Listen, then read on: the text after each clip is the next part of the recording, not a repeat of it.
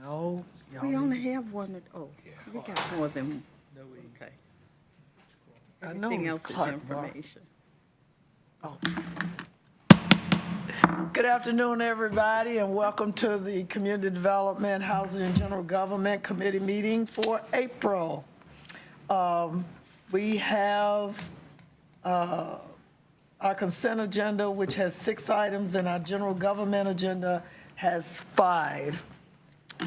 Presently, City Clerk, would you please call the roll of the committee for me, please? Mayor, Read us in. Mayor Pro Tem Adams. Here. Councilmember Scipio. Present. Councilmember Mundy. Present. Councilmember Clark.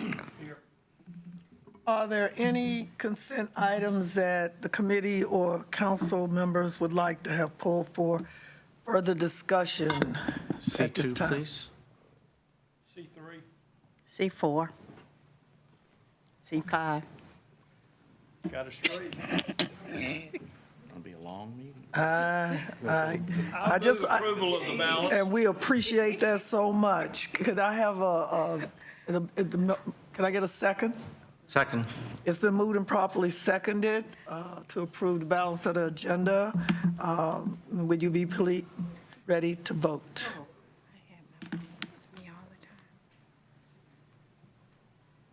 We're voting on C1 and C6, I think.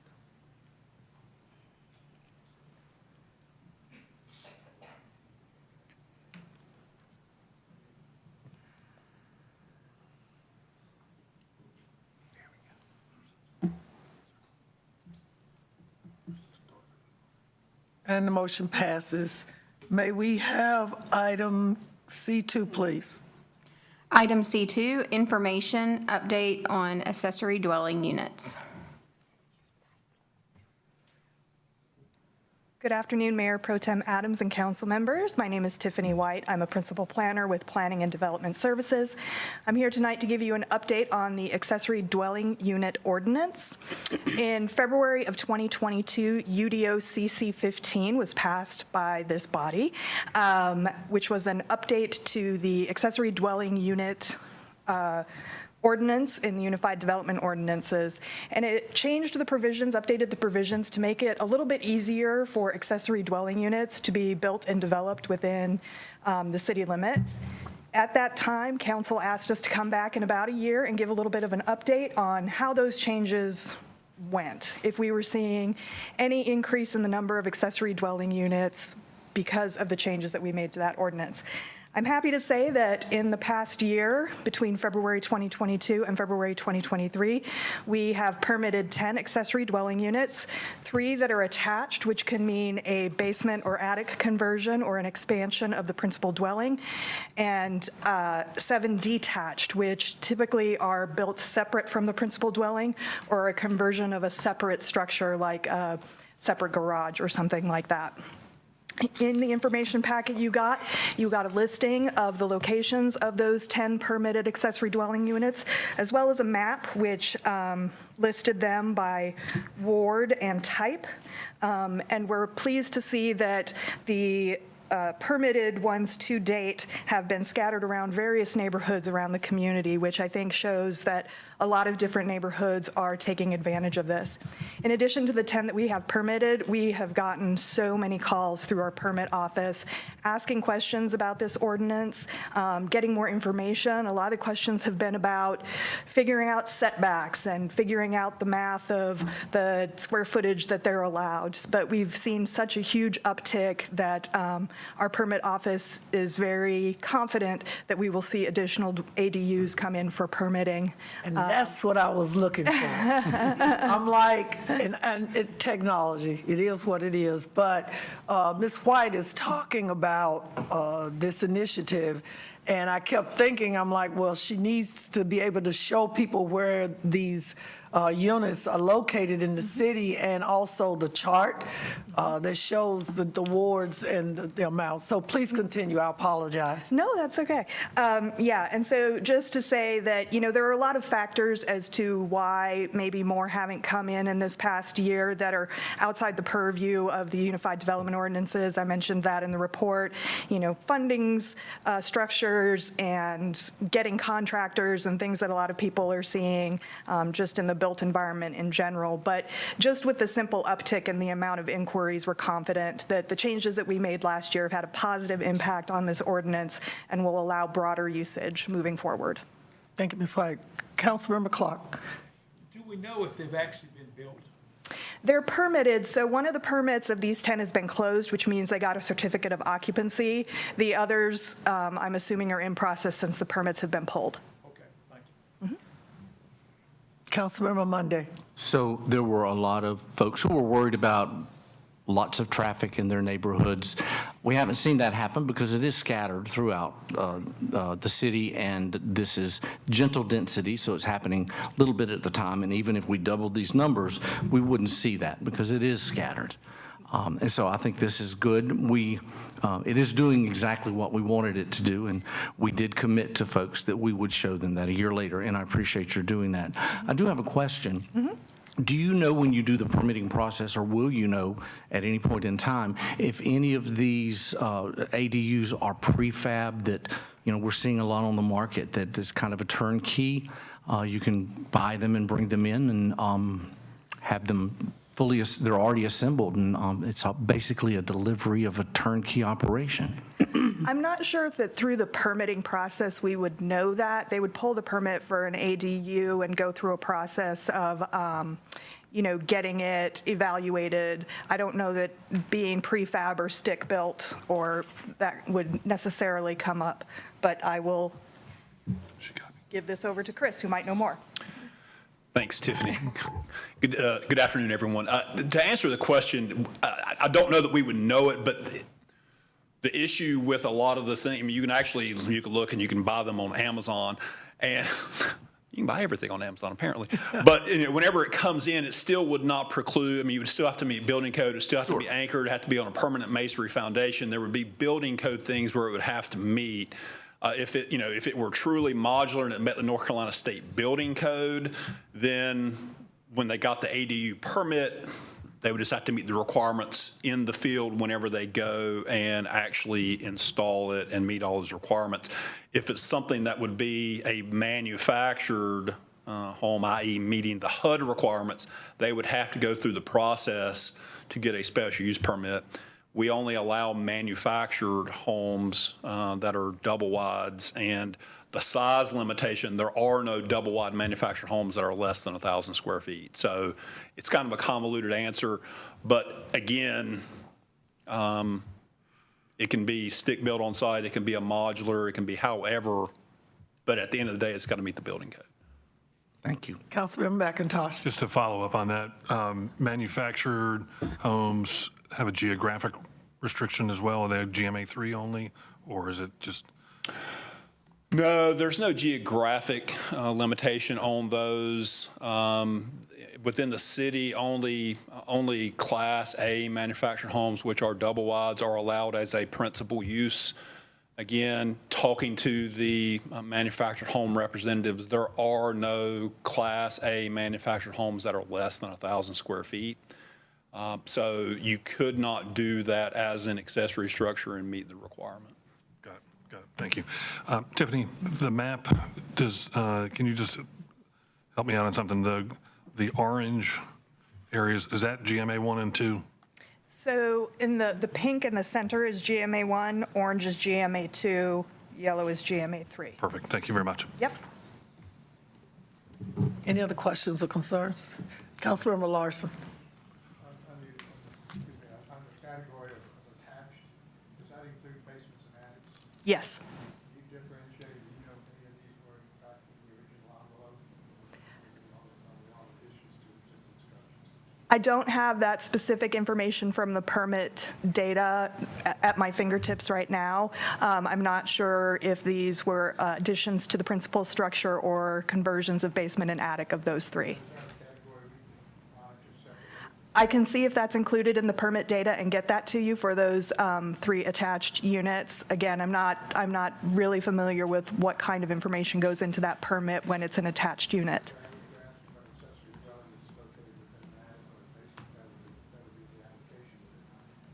It would be as part of the attached, I'm not sure what kind of information when they check the attached ADU box, what kind of information it shows, if it's attic, basement, or an expansion of the principal. It couldn't be, the size requirements would limit that, turning it into a duplex. Currently, there's no way to capture that information. It could be in the description of work. Whenever someone comes in and does an ADU, there's a box that gets checked, whether it's detached or whether it's attached. But a duplex of its nature, if you had a 1,000 square foot building and a 1,000 square foot building, that's a duplex. Under the ordinance as written, if you had a 1,000 square foot primary structure, the attached ADU could be no larger than 500 square feet. So it would not be a duplex. Then how do you place an auxiliary in a basement or an attic then? How does that define itself? I'm not understanding the question. Within the description of accessory dwellings, you talk about attics and basements being eligible for creation of an accessory dwelling. Is that not correct? Yes. So how do you define square footages, or why would we not have a separate reading on that category? Not in the permit. I mean, perhaps on the information that's submitted, we're going to have those calculations, but there's not any way that's going to disclose whether or not it was an addition to the building or whether or not it was Modification. a modification to a building. That's, whenever you pull the permit information, there's not going to be something that's going to flag it one way or the other. You'd have to look at the individual permit information. And Councilmember Larson and staff, we can bring that back. You guys got time. This is just for information, to get conversation going and just to review as to where we are. So to Councilmember Larson, he's raised some questions. So I would like it if you would get with him and be able to provide the answers, if any, to what he's asking, if it's okay. Is that okay, Councilmember Larson? That would be fine. I'm just a little confused by our definitions here. And I'm sure Ms. White and Mr. Murphy will answer all your questions. Is that right? Absolutely. All right. Thank you very much. Thank you. Clerk, please call the next item. Item C3, ordinance amending Chapter 18 entitled Civil Defense regarding curfews and state of emergency proclamations. Councilmember Clark. I'm not sure who to address it to, I guess to the city attorney. My question is time or urgency of it. Right now, I guess it's just the mayor that approves it, and if it goes to the mayor and the councilperson of the ward, would that delay be of significance? Because sometimes I could be hard to get a hold of. Good afternoon, members and members and council members. To answer your question, Councilman Clark, this merely provides that staff will consult with the council member of the board where the emergency arose and the mayor. At the end of the day, the mayor still makes that determination. So if they're not able to do it with the council member of the board, the mayor's going to have to call them. But at least staff knows in this limited situation where they're entertaining a possible state of emergency, to also reach out to the council member of the board, because again, the council member of the board is going to be directly in communication with the constituents. And the constituents are looking to that council member of the board for answers and accountability and so forth. But at the end of the day, the mayor's going to have to make it. Okay, thank you. That's all. I'll move approval of, This is for information only. Yeah. excuse me, Yeah. Sorry, Councilmember Clark. Miss Burke had her hand up. No. No? No. Okay, sorry. She's just waving at me. She's waving at you. City Clerk, please call the next item. Item C4, resolution authorizing the city manager to enter into a contract with the resource company for staffing services. Councilmember Scipio. Thank you, Madam Chair, and hello, Dr. Burnett. Good afternoon. Just a quick question for you. This contract, is it for all levels of jobs or just specific areas? And also, how many of our current vacancies do we believe we're going to fill through this relationship? Good afternoon, Mayor Pro Tem, members of the committee, and members of the council. To address your question specifically, so this is for all vacancies, or not all vacancies technically across the organization. If a department has a temporary need, the process that they're going through right now is kind of reaching out to our temporary staffing services company, and they're getting some temporary help. The hope is that we will be able to fill some of our longstanding vacancies with some of those folks that we have in our temporary workforce. So I would say probably anywhere from about 20 to 30% of those we may be able to fill from either people that are existing in our temporary labor force or from the 5,000 additional candidates that we'll have access to that are in the resource company's labor force. Thank you. Councilmember McIntosh. So we haven't really had an update on this in a while, but what is our current vacancy rate? What's the? So across the organization, we're at about a 23% vacancy rate. When we control for, like if we were to take out public safety vacancies, we're hovering around 17 or so %. And has that number changed any over the last year? So it's gone down slightly, but not enough for it to truly make a difference. Okay. Besides doing temporary services and turning those people into full-time, I mean, what else do we do? Do we do any social media? Sure. So we are availing ourselves of every option that we can find. Just this quarter, or I guess in the first 3 months of this year, Human Resources staff has attended over 18 job fairs locally. Just in the past year, we have sent people out. So we've been traveling to neighboring states and jurisdictions to introduce our organization to other individuals that we otherwise would not be tapping. We recently ran an ad with Quality Oil on their pumps, and we're able to track. We got over 7,000 leads off of that, and some of those people have identified coming from that ad campaign specifically. So we're really kind of trying to dial into where we are with social media, but also with some of our more traditional mediums as well. We've recently signed a new partnership with the Hispanic League. So now, in addition to any work that we've been doing with KPASA, we're able to reach out to another group of individuals to help to bolster our workforce. Do we hold job fairs ourselves? We are in the process right now of doing a joint job fair with the county. So the hope is that before the end of the spring, as we get into summer, that we'll be able to put on a joint job fair to bring both our vacancies and the county's vacancies, and hopefully get a lot of them filled. So, Mayor Pro Tem is a member of the National League of Cities. I'm a member of the North Carolina League of Municipalities. We talk to our counterparts, our peers, and everybody's got this same problem. And so, I mean, what can we do that other people aren't doing? Because I mean, everybody's doing job fairs and social media. How do we get ahead? How do we do something different? How do we amp up our call for service? I think what we're starting to see is that the pendulum is swinging back in our direction. The city manager, I don't think, liked it when I told him. I said, I think at this point, and this was probably 8 or 9 months ago, I said, I think we just got to stay the course for right now. We need to bolster our benefits. We need to really enhance our offerings as an employer to be an employer of choice, so that when the labor market turns, because we realized the labor market would turn, that we would be positioned. And so we're finding now that even our average applicant for a position, that has gone up. There was a time over the past couple of years where we were lucky if we got maybe 70 to 80 applicants on average per job post. Just for the first 3 months of this year, we're already about 118 average applicants per position that we're posting. So we're seeing now that some of the things that we're doing are making a difference. Now we've got to push out into our organization as we have those conversations with our peers internally. Now, what do we do now that we've got the applicants? How can we train and develop a more qualified workforce?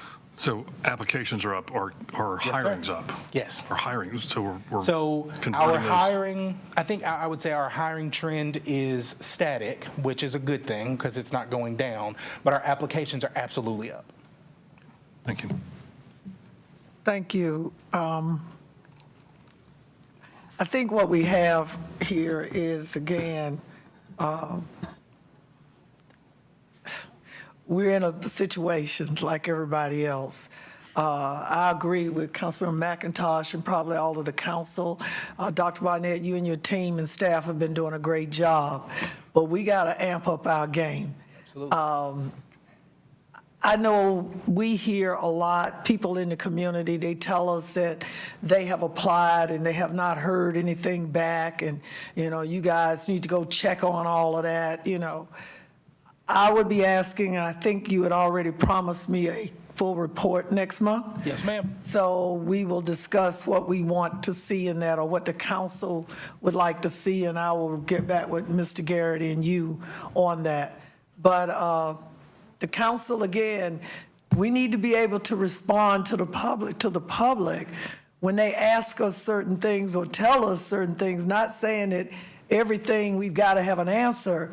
But if we keep hearing that if you all wanted 50 workers, we could get you 50 workers because they applied, nobody ever gets back to them. We need to figure out where are we missing something, as Councilman McIntosh said, that we are not, there's some gaps. And I think when we get enough of us in the room, I know you guys are the SMEs, but you also need some regular folk maybe that's worked or haven't worked in a while to help us understand the connectivity we need to make to the community to help bring more people into our process, if that's okay to say. Absolutely. So thank you so much. With that, any more questions or comments? I look forward to hearing from you and getting with you in the next week or so to talk about next month. Yes, ma'am. Thank you. Madam Chair, I move for approval. Second. I have a motion and a second from Councilmember Scipio and Councilmember Clark. May we all vote, please, yea or nay?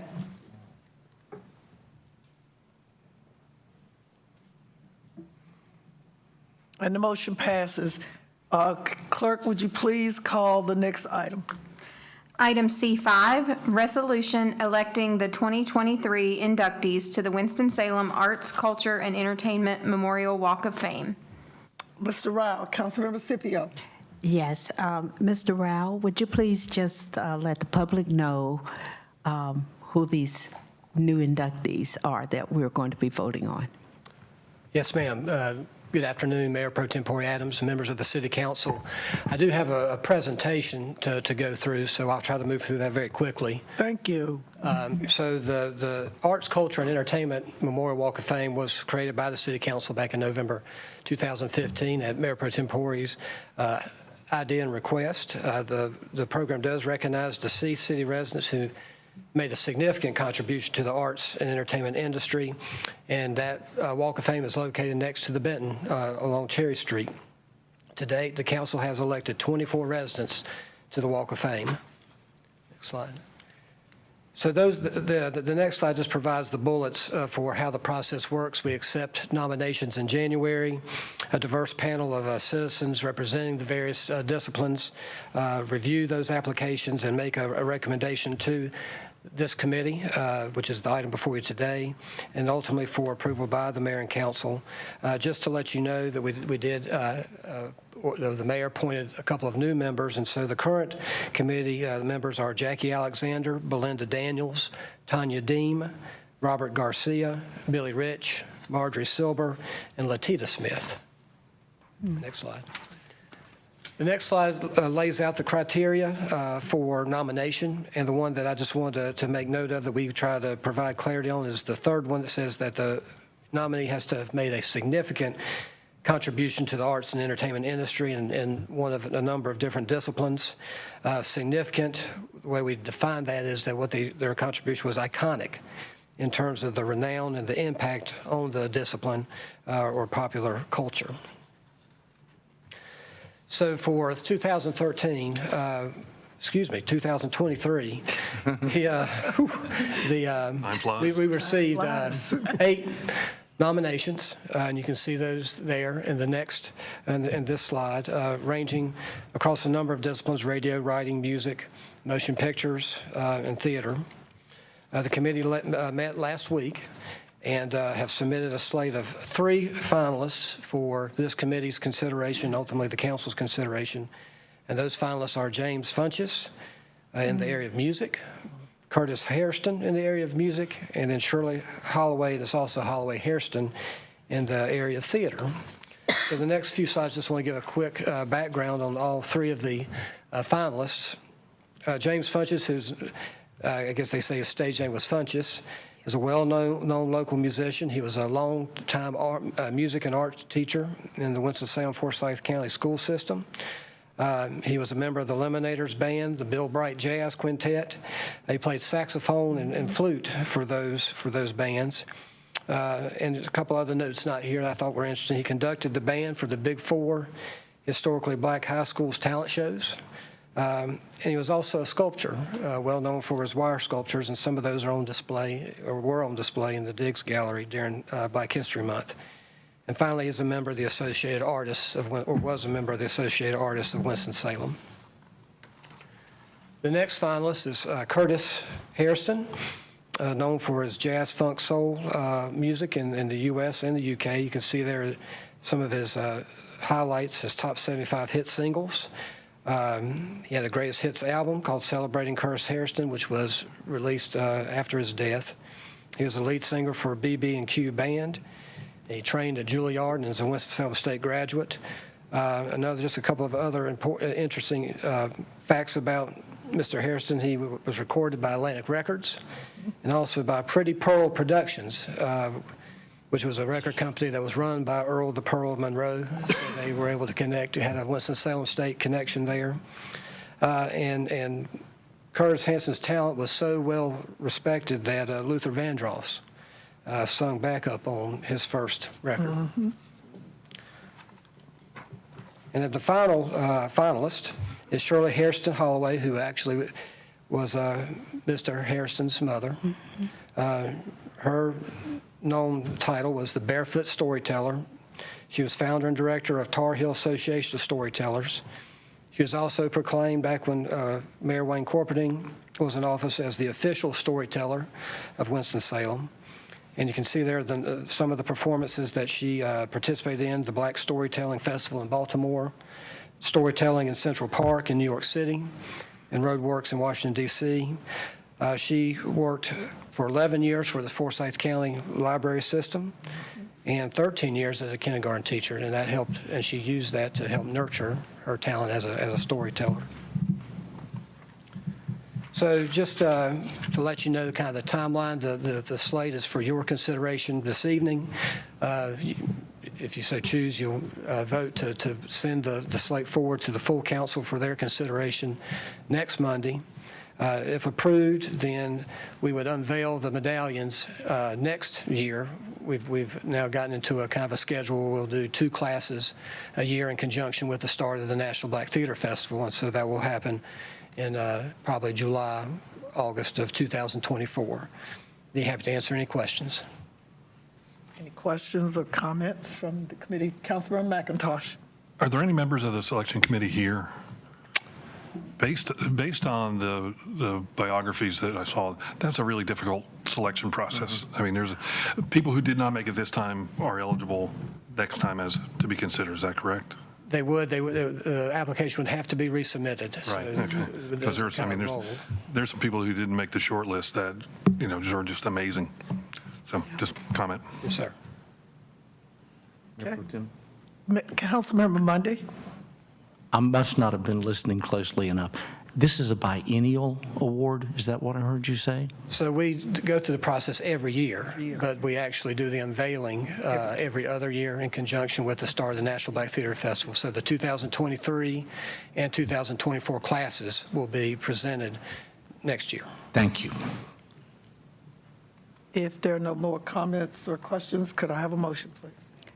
So move. It's been moved and properly seconded by Councilmember Scipio, Councilmember Clark. May we please have the vote?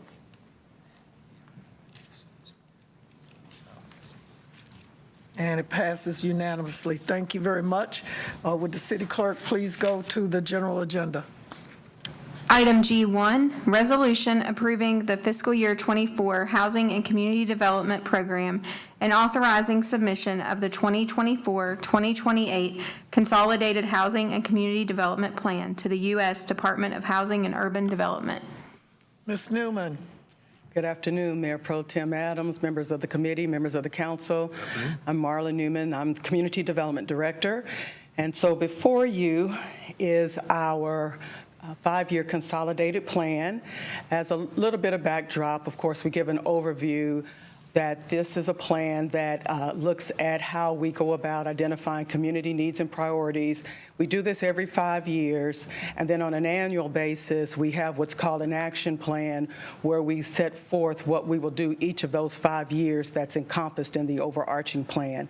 And that annual plan also reflects what we expect to be the funding that we receive on an annual basis from HUD. So last month we received our proposed allocations for this next coming fiscal year, and there's some details about that in your packet.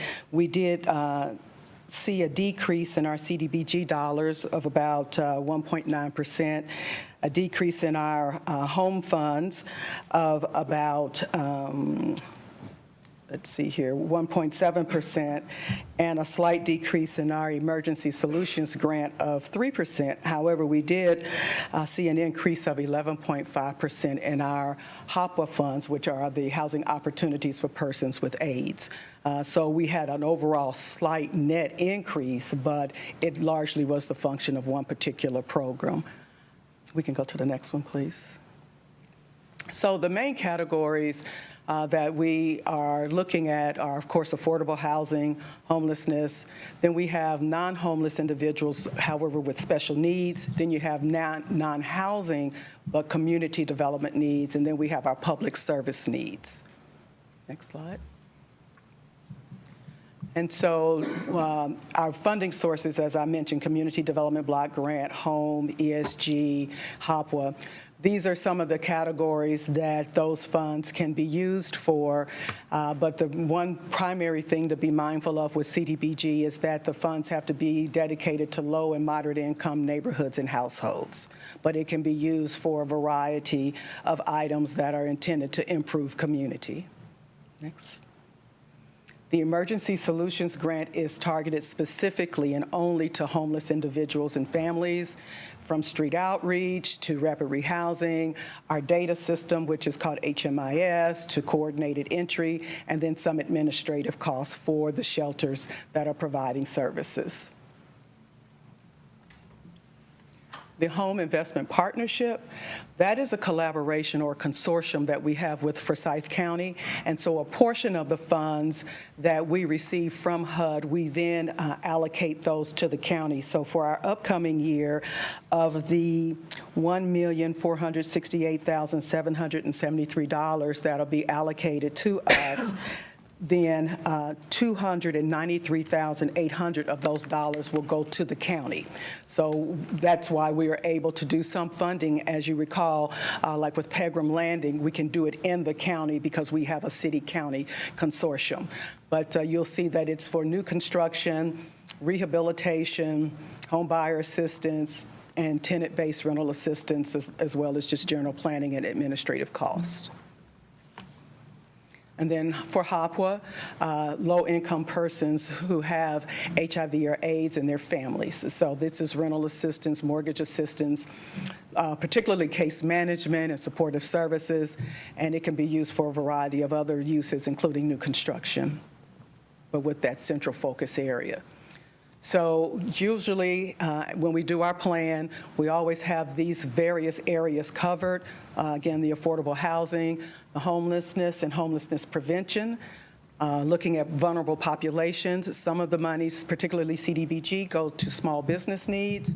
Then we have our community needs and our community services. So this is our timeline. We started the process last month with a series of community meetings at a couple of the recreation centers, and we did a public meeting at the Central Library. We did a public hearing on the 23rd. Of course, now we are in the process of taking public comments to the draft that was posted online this past Thursday. Of course, we're before you today with the draft of the plan for your approval. As this final plan, after we incorporate the remaining public comments that might come in between now and May 6th, we incorporate those into the final plan, which is due to HUD on May 15th. And I'm happy to entertain any questions that you have. Councilmember McIntosh, Councilmember Scipio.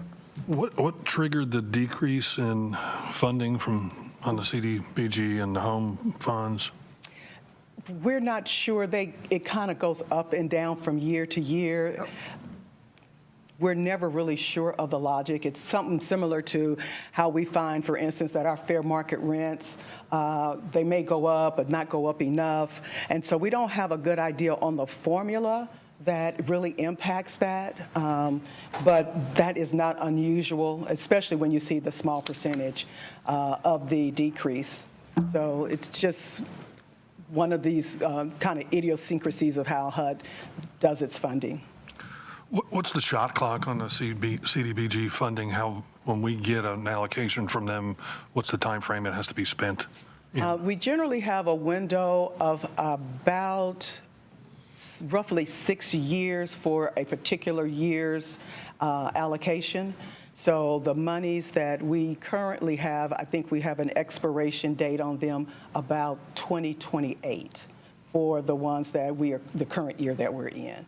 So they have a different timeline than, for instance, the home funds, and part of it also depends on when the funds are actually obligated. So, for instance, with home, from the time you identify a project and put it into IDIS, the HUD system, then you have 4 years to completion of that project, which was something that we encountered a few years ago when a particular house that was constructed, the sale of that house did not close until about 6 or 7 days after that deadline. So the deadlines vary based on, first, when you got it, and then second, when you actually obligate it. And we've got some CDBG funds that need to be spent. That's correct. Right. And we were in DC. We were told that. Okay. And then what's the formula for the split on home funds between us and the county? I don't recall the percentage, but the HUD sets that up and tells us what the percentage is that goes to the county. But the actual formula, I don't recall at the moment. I'm sorry. It's a total black box. We don't know. I'm sorry? It's a total black box. We have no idea. No, I can find out what that actual formula is from HUD, but they actually are the ones who designate how much goes to the county. Okay. I appreciate that. Sure. Councilmember Scipio, Councilmember Mundy. This is a very comprehensive plan, but it's only for all of the federal dollars that we get, correct? Right. This is primarily for the federal dollars. Now, what we do when we put our plan together, we do mention the other local funds that we put into the mix, but it's a requirement that is specifically for the federal funds. But of course, we have to, in some of these instances, have to match funds, and so that is why we show local funds, because those then serve as match. And do we have an opportunity to actually change this plan as we go through time? Yes, we do. We do what is called, there's a limited amount of change that we can do if it's under a certain percentage dollar-wise. Otherwise, we will file what's called a substantial amendment. And we've done that, especially during COVID. We had to file substantial amendments. So we can make changes, and we send that to HUD, and then HUD lets us know if they are in agreement with that. Do you believe that HUD would penalize us for putting more monies into housing via our opera funds? Oh, no, that has no impact at all. Okay. Councilmember Mundy. HOPWA funds going up 11% and some change. Is that indicative that our people living with AIDS is continuing to rise? That would be the assumption, yes, sir. Is that money administered through Positive Wellness Alliance? That is correct. So does that mean that that amount of HOPWA money is being used in multiple counties? That is correct. Okay. 5 counties. Okay. Any of the other monies that you mentioned, are those being used in multiple counties? No. Okay. Only Hopway. Okay, now I have a question that's going to make you squirm, probably everybody else up here squirm. Is there money in this program, in this plan, to fix Crystal Towers? We have not identified specific projects in the consolidated plan. Of course, Choice Neighborhoods is because it's been an ongoing project, but we have neither the resources in terms of these federal dollars for the extent of what's needed for Crystal Tower, nor have we had any approvals or conversations to even put it into a plan of this magnitude. But ideally, when we look at the consolidated plan, first, again, the 5-year plan is a planning document. And then the annual action plan looks at how you deploy your annual allocations. So in 2 different ways, Crystal Tower isn't in here. And for one other reason, and that is because it's a housing authority property and not ours. So we really have to entertain requests, formal requests from Hawes to support or assist them in some way. I don't know who's responsible. Well, you just said it's housing authority, but this is not being done at the end of the day. Those are city residents. Someone, I don't know who, I can do it if it's left up to me, but someone needs to convene the appropriate people to address that situation, because I think we've spent the last 5 years passing the buck and not doing anything about it. And that's just immoral, and I'm not fussing at you just because this is a housing situation, but we need to do something to help those folks in Crystal Towers, and they're citizens of Winston-Salem. So I hope that somebody in this organization can at least be the convener of the people who can address the problem. Yes, sir. And I do understand that the Housing Authority is undertaking, I think they've done their assessment, and there is some work that they are supposed to be initiating this month. And so I do think that it is top of mind for Hawes, and I believe in a recent meeting that I attended that there was some activity that was supposed to start this month at Crystal Tower. Could you keep us updated on that? Because it is brought to our attention, that need, pretty often. So if we can report the progress when we're asked, that would be very beneficial, I think. Absolutely. I can Thank bring you. that back to you. I'm lost. Could I have a motion, please? I move for approval of G1. Could I have a second? It's been moved and properly seconded by Councilmember Scipio, Councilmember Clark. May we please have a vote? Thank you, Ms. Newman. And it passes. Would the clerk please call the next item? Item G2, Staff Information Report to the City Council regarding North Carolina House Bill 470. Dr. Barnett. Good afternoon, Mayor Pro Tem, members of the committee, and members of the council. Okay, slide. All right, so I'm just here to provide, and also I have with me Senior Assistant City Attorney Camille French, who will be assisting. So if I look back, that's what I'm looking for. So we're here today to discuss some legislation that was introduced in the North Carolina House of Representatives. This legislation proposes a civil service board for the city of Winston-Salem, which would have, among other things, the authority to establish pay and disciplinary guidelines relating to city employees. It's also important to note that this legislation includes the city of Greensboro in the creation of the exact same type of thing, but we'll be focusing, of course, just on the city of Winston-Salem. So our goals as we walk through today will first be to educate. So we'll talk about what House Bill 470 is. We will outline what some of our current policies are with regards to the proposed language that's in this legislation. We'll discuss some of our future plans, and then we'll open discussion and hopefully answer any questions you've got. So the proposed structure for this plan or for this legislation is laid out in section 111.1. It proposes a 5-member board that is two citizens appointed by the, elected by the city council, 2 elected by city employees, and then a final member that is elected by the other 4 members that are already seated. There are 2 terms, or rather there are 2-year terms, but there's no clear indication on whether they can serve consecutive terms, and if so, how many. It says that there can be no current city employee, but does allow a provision that once someone has been terminated from the city or separated for at least 7 years, they would be eligible to sit on that board.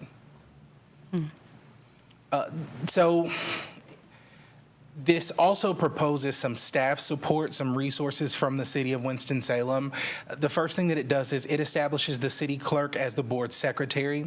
The city clerk would be responsible for keeping minutes, issuing notices, and distributing the agenda and approved minutes. It also calls on the Human Resources Director to notify employees of all actions taken by the board, and it provides for legal counsel. Provides for legal counsel outside of the organization, but that the city attorney can have some say in, but we'll talk a little bit about that later. It proposes to cover all City of Winston-Salem employees with the exception of officers elected by the people, the city manager, department directors and assistant directors, the city clerk, and members of boards and commissions. It creates what's called the classified service as a new category of city employees. So, slide. I'll walk through each of these. So right now, in terms of the proposed job classification standardization, it calls for the classification of positions into groups based on duties and responsibilities. It requires the filling of higher grades as practical by promotion, and it requires consultation with police and fire employees for the establishment or adjustment of criteria. So the way that juxtaposes against what we currently do, and that is codified in City Code 50-2, that the city council approves our pay plan that is based on groups of employees in similar classifications. So we group positions based on the type of work that's being done. So in a lot of ways, these provisions are already being met. The only one that is not met is where it says requires the filling of higher grades as practical by promotion. The city manager does authorize us, and in our handbook does say that we, when practical, will promote from within. And we do have a significant number of employees who are promoted on an annual basis. Slide. The next piece here is a proposed probationary period. So it proposes that the board can establish a probationary period for city employees. The personnel resolution, which is adopted by this body in Article 1, Section 7, already identifies a probationary period for new city employees at 6 months. Slide. There is also a proposed section for suspension for disciplinary reasons. So this provides the authority for the board to establish rules for suspension for the purpose of discipline with or without pay not to exceed 90 days. So currently the way our process works is that immediate supervisors may suspend an employee or recommend an employee for suspension for up to 5 days. The department director can suspend an employee for up to 30 days, but anything over that has to have the approval of the city manager. That is codified into the personnel resolution, which also includes the city's code of conduct. The code of conduct lays out those things that a city employee may be disciplined for up to and including termination. Slide. There is also a proposed discharge or reduction in status section. So this provides the authority for the board to establish rules for the discharge or reduction in rank of an employee in classified service. So right now, that is something that is largely handled by the city manager. So any recommendation for dismissal must be precipitated by a 5-day suspension, giving the employee the opportunity to appeal to the city manager. And again, that is codified in the personnel resolution, Article 1, Section 9.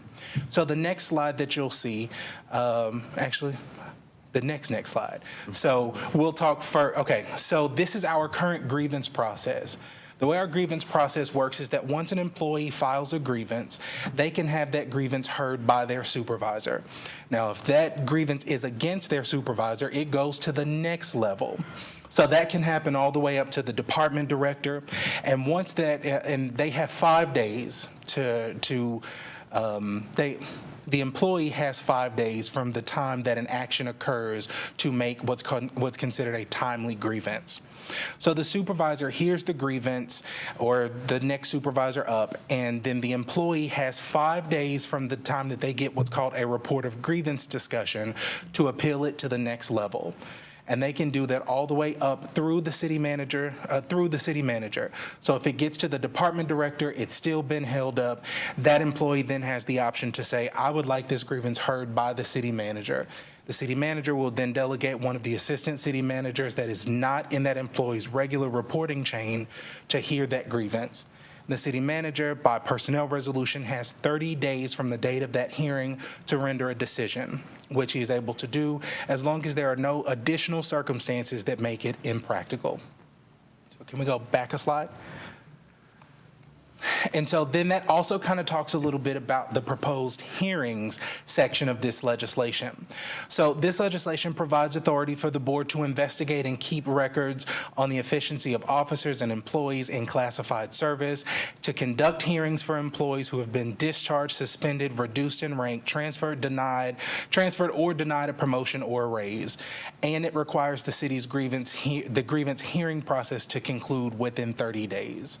Which I think, as I've previously laid out, is a lot of times impractical the way that it's written. So if this legislation were to be approved in the state legislature and become law, we would then be required to revisit our grievance process and make changes to that personnel resolution. Slide. So the other thing we wanted to talk about here is kind of what this legislation does with regards to the council manager form of government. So North Carolina General Statute 160A-148 establishes that the city manager shall be the chief administrator of a city, that he shall appoint or suspend or remove all city officers and employees not elected by the people, and whose appointment or removal is not otherwise provided for by law except the city attorney, in accordance with such general personnel rules, regulations, policies, or ordinance as this council may adopt. And so, slide. And so this does come with a few concerns.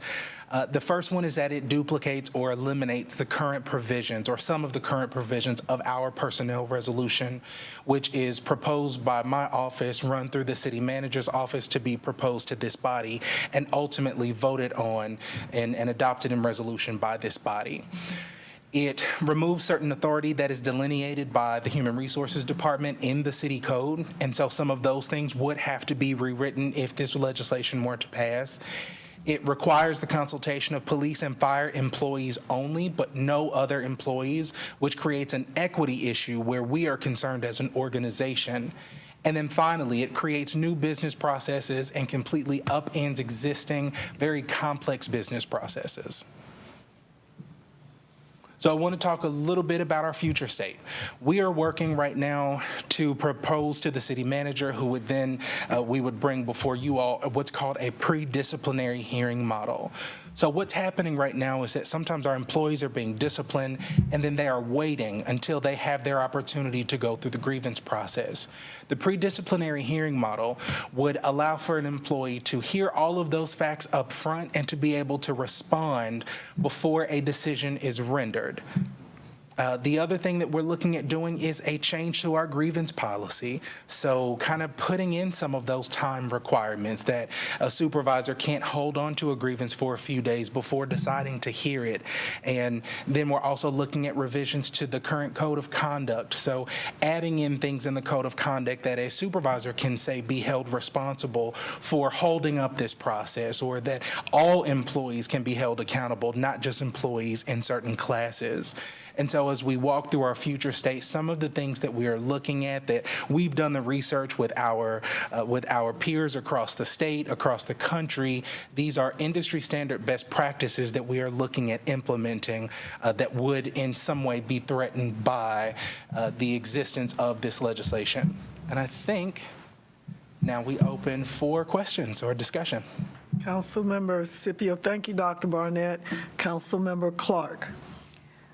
Dr. Barnett, are there any other cities in Winston-Salem that has this this new commission, the Civil Service Board? So the city of Charlotte has a civil service board, but it is specifically for their, is it public safety or just police? It's for all their public safety employees, so for their police and fire. The city of Asheville also has a civil service board, but of course they are a much smaller municipality than we are. Thank you. Councilmember Clark. Some of these you may or may not be able to answer, and so you can get an answer later. Does the state of North Carolina have a civil service? We're not sure, but we will get an answer to that question. Do the members of the board, are they required to be citizens of Winston-Salem? They are required to not only be citizens, but to be registered voters. Okay. Lastly, where does the budget for this organization come From you all. It is required that this body, or rather, it's required that the city manager put money into his budget, and then required that this council adopt that money as a part of its annual operating budget. from? Are the board members paid? They are not. But I did notice they have outside counsel, which would be the biggest expense. Yes. Most likely. Because this legislation, it also says that if we as an organization disagree with any action taken by the board, our only recourse is to file a lawsuit. Right. And so then essentially we would have to also then pay for that outside counsel that would be defending the board and its actions in that lawsuit. And lastly, you can get this, I'd like to know which members of the Forsyth delegation is sponsoring this. Representative Zinger. Okay. I would make a general comment, and I will speak more as a small business owner than as a council member, but most organizations hire the managers. In our case, we have a manager, we have assistant managers, we have department heads. And they are collectively the management of the organization, and it's their job to hire, fire, promote, give raises, whatever. In exchange for that, they are held accountable for the performance of the organization. In my case, it's a corporation. I'm just curious how you can hold a manager responsible for the performance as he has no control over who's hired, fired, promoted, gets a raise, disciplined, et cetera. I see this as anarchy. It is pro-union. For 20 years, I have run a company that was unionized. I bought it. It was that way. I knew I was getting into. I think a union is the worst thing I've experienced. You talk about folks that are in favor of inefficiency and chaos. Just to me, everything that could go wrong in a corporation, I had to deal with for 20 years. I am vehemently opposed to this, and I will be writing our delegation to express that. Anti-union, anti-free enterprise. This will go on my list of the 5 worst ideas, along with, unfortunately, the hydroponics plan and a few other things I've heard in my time. Yes, sir. One more time for the hydroponics plan. I thought somebody said last month that was it, Rob, but I'm good. I'm good. You can keep throwing that fish at me. I got it. I can handle it. My concern about this bill is, again, you have a structure in place. And if over the years that structure to some degree has found not to be working, let's say, let's be real, people. Everything that worked 30, 40 years ago don't work right now or could possibly not work. But does that mean that we can't improve the process, our process? And that's what Dr. Barnett presented to us earlier. We can improve the process. Now, I know that Councilmember Clark is a not for the unions, but I worked in the union culture for over 38 and a half years. With any business, it has its ups and downs, whether it's a union or not. But it's always up to the people leading the team to ensure that the process is equitable and fair. And when you don't review your processes of how fair and equitable they are, this is where we get. So I look forward to this council and legal and department, HR, and all of us trying to work to make our HR and the process of resourcing better, and the fairness of when something goes wrong or there's a disagreement, that employees and staff don't have to feel like they don't have a chance. They really don't have a chance. Because I'm just going to keep it honest, I get a lot of calls from people that work for us that tell me, I said, have you looked at the employee handbook? Are you following the process and procedure? And they go, why bother? Why even bother? Because it doesn't work for all of us. I think if we could just find a way, and I feel very hopeful about that I believe we're in a place right now we can make everything better. Councilmember Mundy. I agree. You're absolutely right. And this is not something new. This is what, since I've been on council, a group of folks have been asking for this, for a fair shot, and we have continuously ignored that plea. So I think this is what happens when we ignore the request for change. They go to the kind of the nuclear bomb. So we should not be surprised by this. I hope it doesn't come to pass, but we shouldn't be surprised by this. And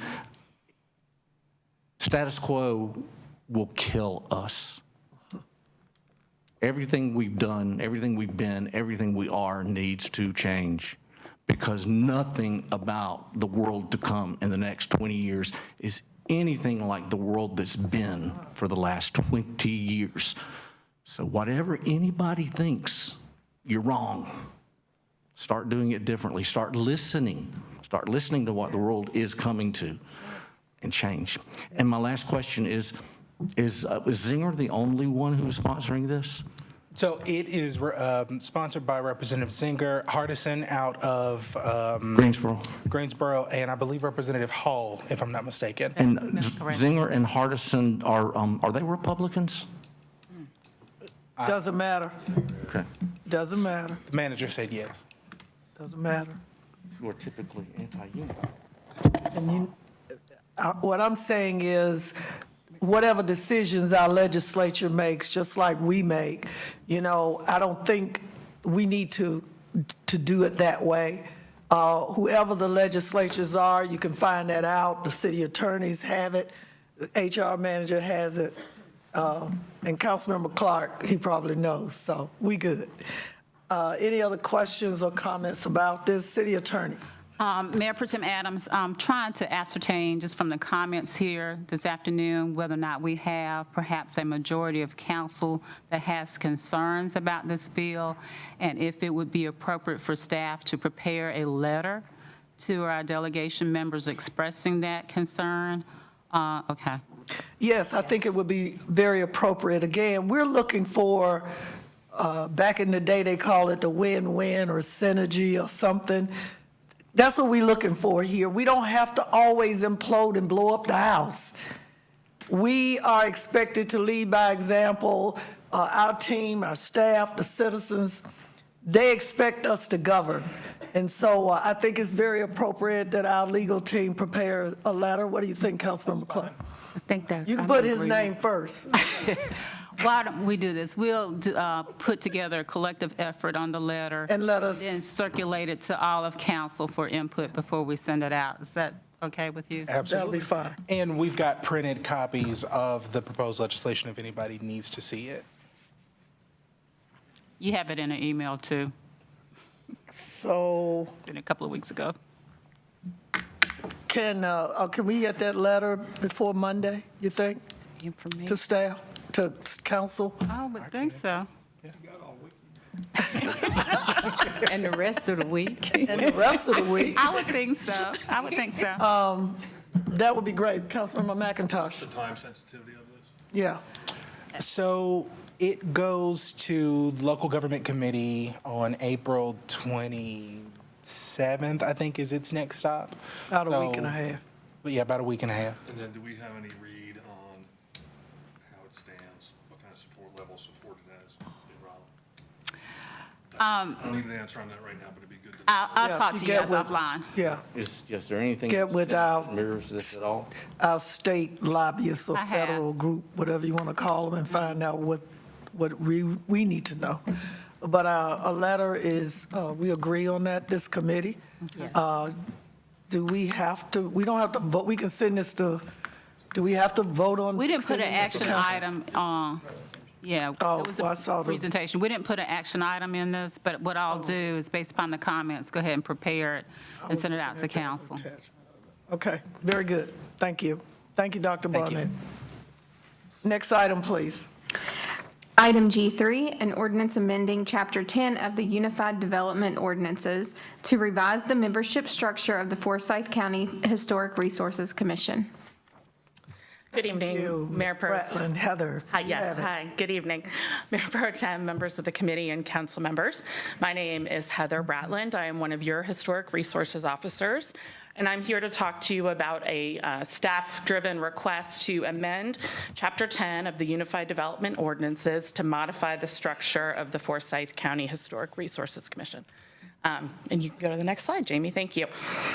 So in 2022, the manager's office, after some feedback from Mayor Pro Tem Adams, asked staff to explore revisions to the structure of the HRC to provide greater opportunities for diversity on the commission and to allow the commission to better represent the community.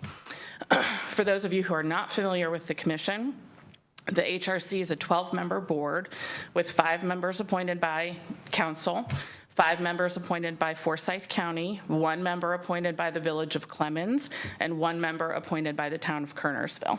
Next slide, please. So currently, you all appoint 4 categorical members and 1 at-large member. The categorical seats that you see in front of you are based on residence location and professional qualifications. So the ones in blue reflect residence location either in one of our historic H districts or our historic overlay district, which is the West End. And then our professional qualification seats are for an archaeologist, landscape architect, arborist, planner, or surveyor, and an architectural historian or historic preservationist. The reason we have the residence category seats is because the property owners in our H and HO districts are required to go through design review when they want to make changes to the exterior of their properties or to the site, and for our local historic landmarks to the interiors as well when those are designated. Next slide, please. So we looked at the structure of 8 peer commissions and 6 peer communities. You can see the results of that on the chart in front of you. So our closest geographical peers, being the Greensboro and Guilford County commissions, do not have any professional categorical seats at all. And in fact, Durham is the only peer community that does have professional categorical seats. The North Carolina general statutes, which govern the structure of the commission to some extent, require that a majority of the members of the commission have a demonstrated special interest, experience, or education in history, architecture, archaeology, or related fields. So we will still, to meet the requirements of the general statutes, we will still have professionals on the commission. Next slide, please. So our request is to change the archaeologist, landscape architect, arborist, planner, or surveyor seat, and the architectural historian and historic preservationist seat into 2 additional at-large seats that will be appointed by council. We are the oldest historic preservation commission in the state of North Carolina. The commission was created in 1948, and these seats, the professional categorical seats, really are a holdover from when the commission was first created and there was no professional staff. So today, you have 2 full-time staff members, me and my colleague Michelle McCullough, who meet the federal professional qualification standards in history, archaeology, architectural history, architecture, and/or historic architecture. So really, that architectural historian preservationist staff is already bringing that perspective to you. Next slide, please. So this change will bring the structure of the commission into line with the membership structure of commissions in our peer communities, but it will not have any impact on current members who are sitting in those professional categorical seats. Their terms will expire in November of this year and then in June of 2026. Next slide, please. So the commission recommended this change after a discussion at our retreat in July of last year.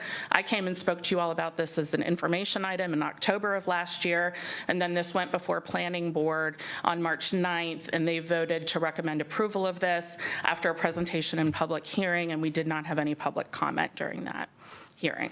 And I'd be happy to answer any questions you have for me. Thank you, Heather. Any questions or comments? Councilmember Larson. Yes, thank you, Heather. If we can do a little bit of history on this, that we started out with a historic districts commission, which included 2 museum districts, the Thabra and Old Salem, and that was the basis for the 1949 zoning ordinance. So we have an H zoning category. Right. I don't think anybody else in the state has that category, do you? That is correct. So the difference between the H zoning and the HO zoning, the H zoning gives the commission and the planning department the right to regulate use in addition to the design review requirements, but that's really, and the design review standards are different. We have different sets of design review standards for each of our districts. So they're more strict in Old Salem and Bethabara than they are in the West End. Owners have less flexibility about changes, but yes, you are correct. We are the only Exactly. municipality with an H district. So what I'm suggesting is that the positions of architectural historian, archaeologist,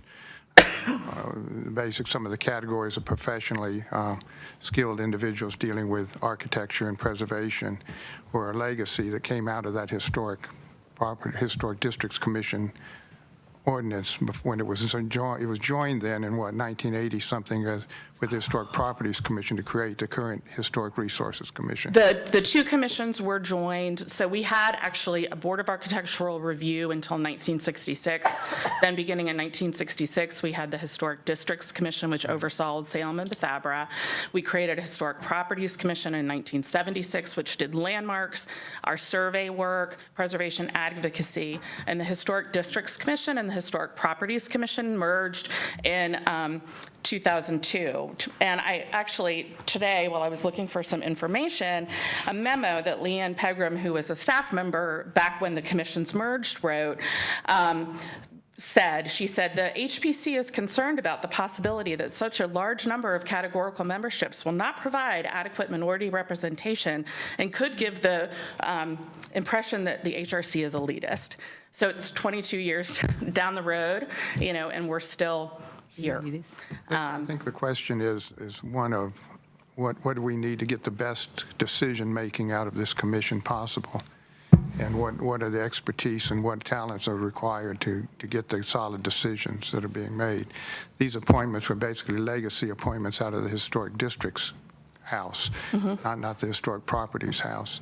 And when the 2 commissions were combined, the concern was that the historic properties would be confused with historic districts, which I think is something we still experience. And my concern is actually that in the survey that was done, it does not recognize an H category zoning as a condition of expertise within the professional staff of the cities involved, that we're dealing with just historic properties commissions basically involved in that. The historic museum districts are quite different from a historic property in the sense that the requirements for expertise and authenticity is much greater. And that's reflected somewhat in the guidelines, certainly, as you said, but it's also reflected in the discussions that occur daily whenever these COAs are come forward to the Historic Properties Commission, Historic Resources Commission. So I guess my concern is that, I understand, I have full confidence in staff's ability.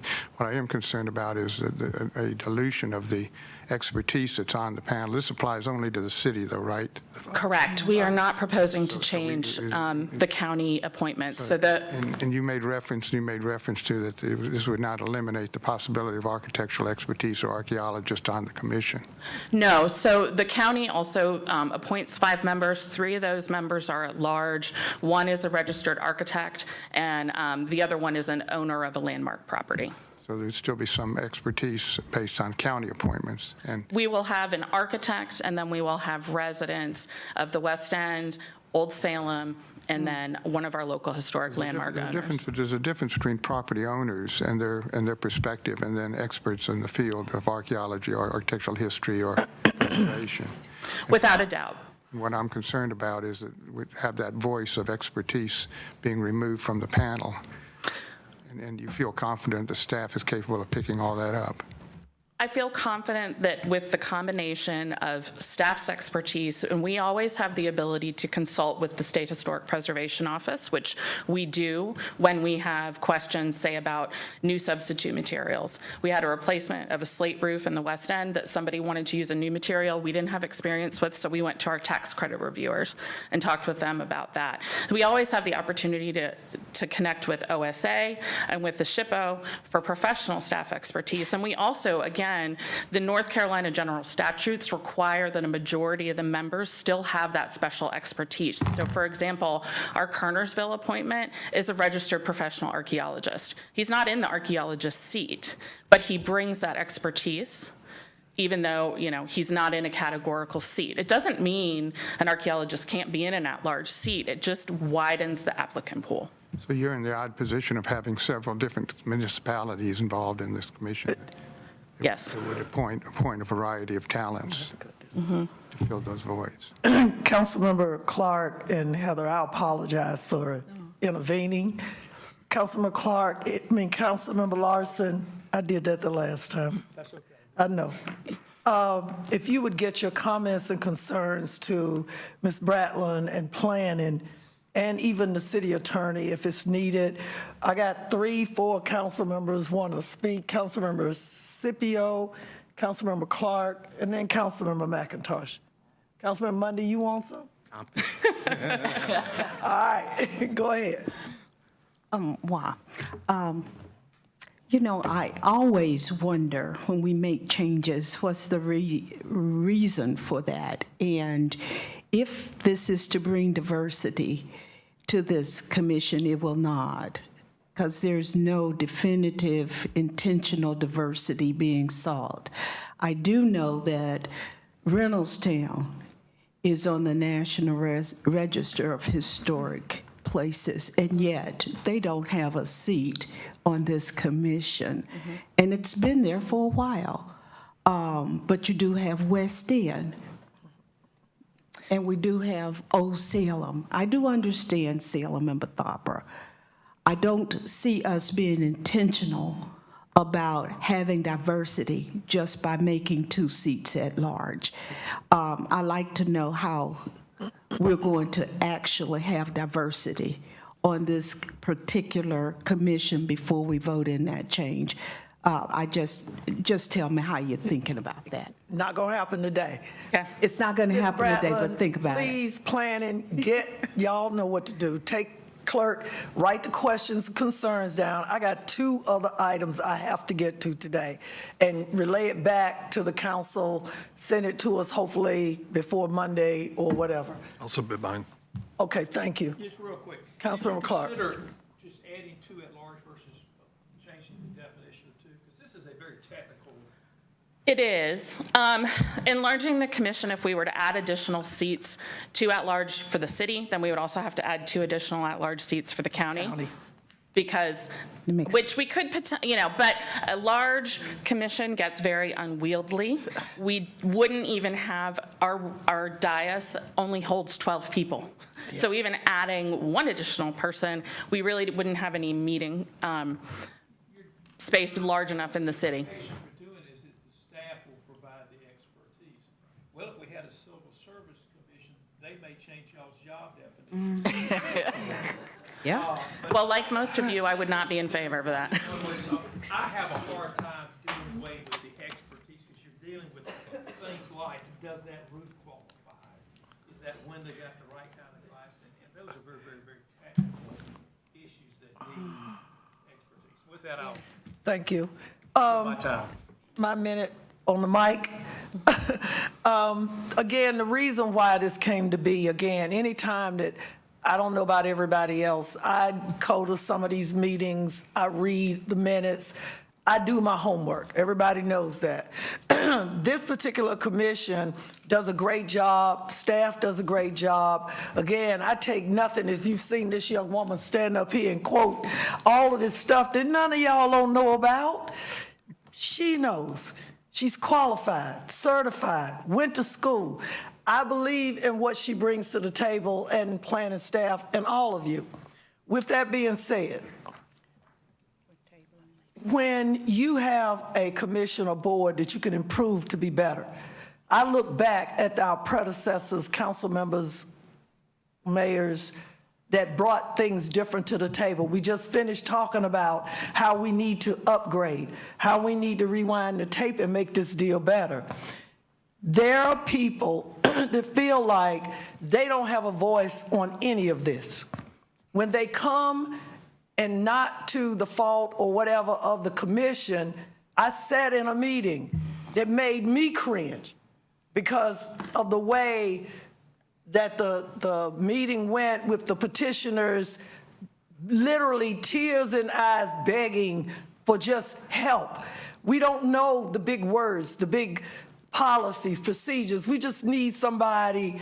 And at that moment, I thought, we have all the experts. We got all of the engineer tech people. But sometimes you just need a person with empathy and a heart, people, and compassion. One person, that's all you need, to help maybe the others understand what is taking place in front of them. I know that people have problems with change, but there is nothing that we were doing here that will upset any of our other peer cities. Read the information. It is not that deep. We're trying to make it where people feel comfortable coming to us, much like our employees, people that don't know us, that believe in government and what it should be, inclusive, diverse, and be intentional about it. So I'm going to end on that note. Thank you. If you'll answer the questions that they posed, We will. send out the email, let them know that if you have any more concerns, please reply. Please send them our way. Yeah. Okay. Thank you. Thank you so much. Thank you, Heather. City Attorney. Are we moving it forward for Monday? Is it action item? This is not time sensitive, Ms. Bratland. I would rather hold this in committee the next month. Good idea. Thank you. Anytime Councilman Clark tells me a good idea, I have to watch. It's a good idea. It's a good idea. It's a good idea. Could we have the next item, City Clerk, please? I think it's G4. Item G4, information on the energy efficiency and conservation block grant application. Thank you. Ms. Poplawski. Yes. Good evening, Mayor Pro Tem, members of the committee, and council members. This is just a brief update on our plans for how we will be using this EECBG, the Energy Efficiency and Conservation Block Grant funding. Just as a brief reminder, the city was granted through formula funding $274,000. And our office with Fleet discussed using this to purchase 4 electric vehicles along with 2 level 2 charging stations, both dual port, so we will have a 1-to-1 charging ratio for those vehicles. We will be purchasing 4 different vehicles, really just to get an idea of how different makes and models work for the different types of job sites and job duties that they would be performing, to help us better plan for the future as well. And we are currently working with the attorney's office to make sure that we submit the necessary paperwork by April 28th. So if there are any questions, I'm happy to answer those. Councilmember McIntosh, Councilmember Larson's, Councilmember Monday. Just real quickly, what does a charging station cost? It depends on where you're going to put it and the size of the transformer or the electrical grid that you're hooking up to and whether or not there is easy access. So I would say on the lowest end, maybe 10 to 12,000. On the higher end, 30,000 for everything, if that includes a full upgrade to the electrical. Councilmember Larson, Councilmember Monday. Where are these 4 vehicles going to be placed? So right now, the plan is to provide our Office of Sustainability, Fleet Division, and Utilities with vehicles. Thank you. That's it. You finished, Councilmember Larson? Yeah, well, one other quick question. No tax dollars are being spent on this, right? This is grant money? This is all funding with no matching required. No matching requirement. Councilmember Monday. I actually didn't raise my hand, but I do have a question. Councilmember Clark. This was not a competitive grant? Correct. This was designated through a formula. Thank you. Councilmember Clark. Right, who's giving us the money? It's through the Infrastructure Investment and Jobs Act, but it's the Department of Energy. Federal money. It's federal. It's yes. all taxpayer money. Well, yes, in that sense, yes. For the 50% of us that pay federal tax, it's taxpayer money. Thank you. As you can see, my committee is very robust. We just assume when we get federal money that it's free. That's right. No, That was it's the real, taxes. no, I'm sorry. It's taxes. That was the question. And it's not free. It came from Washington and it's taxpayer money. That's correct. But we don't have Thank to you. balance our budget. You were correct That's right. But it's a gift to us, Mr. I don't know Clark. about that, but anyway. Yeah, but anyway, Thank you. Next, thank you, Ms. Poplawski. Thank you, Helen. Next item, please. we have to account for it. We just don't. City Clerk. Item G5, information on the North Carolina Sustainability Benchmarking Report. Good evening once again. What I have put together and shared with everybody is a benchmarking report for all of the sustainability work going on across the state.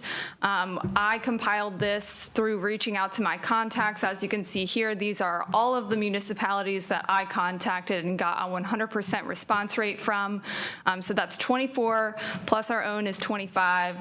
That was just analyzed to really get a good understanding and ensure correct and positive representation of all of the work that myself and my peers are doing across the state. On the next slide, you'll see all of the categories that I spoke to my colleagues about. You can see the high-level goals, or the high-level information is about the organization, the municipal fleets, public, EVSEs, the electric vehicle charging stations, energy efficiency, renewable energy, and then other things that rose to the top that were common throughout. And then in the next slide, what you'll see is a breakdown of the number of staff working across the state. 2 municipalities have 5. We are one of those. I will point out that I did not include the 14 new recycling staff that we hired just because that would skew things significantly. But you will see too that a majority of municipalities do still only have 1 dedicated staff. So there's still a wide range there, but we are one of the largest in the state, the other one being Raleigh with 5. And then here are just some, I thought, significant highlights to point out. We have 18 municipalities with municipal operation goals and solar projects, both of which we have. There are 14 municipalities with fleet policy or fleet studies. That was another very common project that was reported. 11 average number of EVs in the municipal fleet. What the asterisk is that includes Charlotte. Charlotte, by the end of this fiscal year, will have over 100 electric vehicles in their fleet, and they are a significant outlier by, I think, more than triple the next highest. So without Charlotte included, that number actually drops down to between 6 and 7, which with this EECBG funding, we will be right at that average. And then, of course, I just wanted to highlight as well that 6 municipalities have that LEED for City certification because we, as of last year, are one of those 6 as well. So I'm happy to answer any other questions about the report at this time, but thought it was significant to point out those things. Councilmember Monday. Do we think we can get those vehicles, given the supply chain issues? Yes, it will not be immediate. It may not even be this calendar year, but yes. And that's not going to be a problem with is there a deadline to spend this money, or is it just to commit the money? I'm not exactly sure what the deadline is. However, I believe it is several years down the road, so we're okay. not in any danger of that running out. Thank you. This is great news. Thanks. Councilmember Clark. Just briefly on your contact with all these other organizations, I think we're always looking for good ideas. We get a lot of bad ideas. But please keep your ear to the ground and come back with good ideas for us to do. Thanks, Rob. Yes, I would point folks to the last section of the report, which highlights, I think, some of the more reasonable next steps that we could take that I gathered from some of the feedback that these municipalities shared with me. So I would just point to that section and pick and choose. We're happy to work on whatever it is management or you all are interested in. But yes, there are no bad ideas, I think, in this report. We'll see. Thank you. We like good ideas. Thank you. Yes. Any other comments or questions? Mr. Garrity. Good evening, Mayor Pro Tem, members of the City Council. I just wanted to add just an update. Tomorrow, when Mr. Tesh is going to give you a trial balance budget, in those numbers right now in the trial balance budget, we're assuming that all of our normal fleet vehicles, and those would be cars and pickups, you know, your day-to-day fleet vehicles, we're budgeting for them to be hybrid. So that's a big change. We are also right now working with Helen's office on most likely going to include a one-time funding for some consulting on specifically on our fleet to look at. We need a roadmap for our fleet, both electric and other alternative fuels, and to look at some of all of our vehicles, which include a lot of the heavy equipment. And what's practical? What can we do? How can we plan 3 years out because of the supply chain? So those two things will be in the budget recommendation already. Thank you. One of the things, again, Ms. Poplawski, they put the sustainability staff, they put the report together. I hope that each one of you, all of council and staff, you'll read it, and the community, because it's out there online. The details of sustainability goals amongst the peer cities that they reached out to. So I know that a lot of people, or some people, think that we aren't doing enough, we aren't moving fast enough. Well, when you look at these goals, it doesn't look like they where we are. So I commend you and your team for, again, reaching out and working with these other municipalities and counties and the state to try to hone in on where we need to be and what we need to be doing going into the new fiscal year and the end of the calendar year. Councilmember McIntosh. Just real quickly, we're not moving as fast as we'd like to move, and I just want to point out that it's not the staff's fault. No, it's not. Thank you. All right, so I mean, I appreciate the work That's right. that y'all are doing. We just have some limitations on us that we are not able to ignore. Thank you.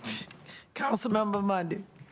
And on the heels of that, it's not the sustainability department's responsibility to implement all these things. It really is going to cut across departments, and everyone has to realize that they have to play a part in this. It's a huge project. It really is a huge project to implement sustainability, and it touches every person. It touches every department. So they're taking the lead, but everybody else has to take a part.